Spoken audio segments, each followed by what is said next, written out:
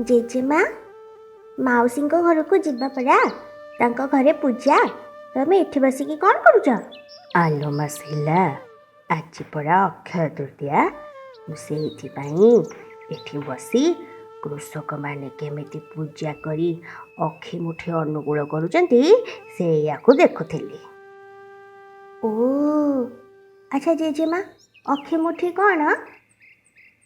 आजिर दिन रे सबु चाषी माने निज घरू हलदी चंदन सिंदूर बोला धान बिहन पूर्ण नुआ गौणी को शंख हुलहुली भितर मुंडरे थोई आउ गोटे टोकरी पिठा नहीं हल लंगल धरी खेत को आसती आउ सेठी लक्ष्मी ठाकुराणी को भोग दे नैवेद्य कियारीर ईशान कोणरे पोती हल बुलाती आउ मुठा मुठा बिहन कियारी रे बुणती ताकू ही कहते अखि मुठी।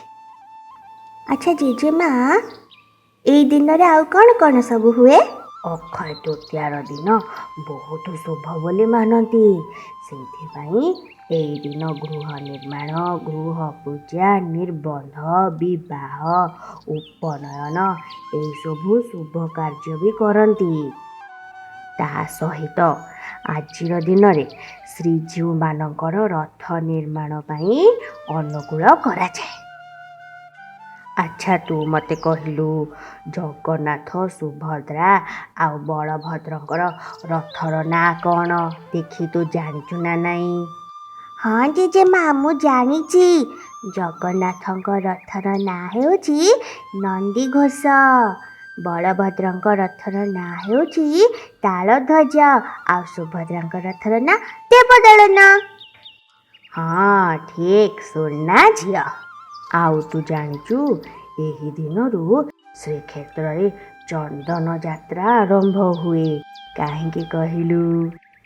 कारण बैशाख मास शुक्ल पक्ष तृतीया आज आ बैशाख मासरे जानिचु तो केमिति गरम सेइथिपाई चंदन यात्रा करा जाए।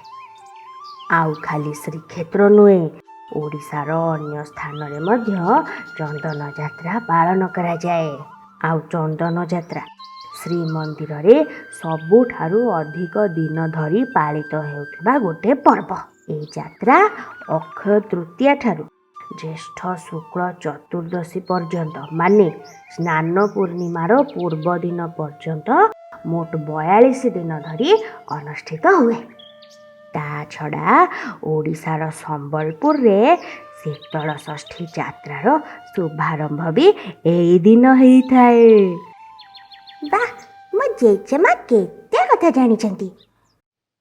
एही वीडियोटी भल लागिथिले वीडियोटी को लाइक शेयर करंतु एवं एभली आहुरी वीडियो पाई आम चैनल को सब्सक्राइब करंतु एवं नोटिफिकेशन पाई बेल आइकन को क्लिक करंतु।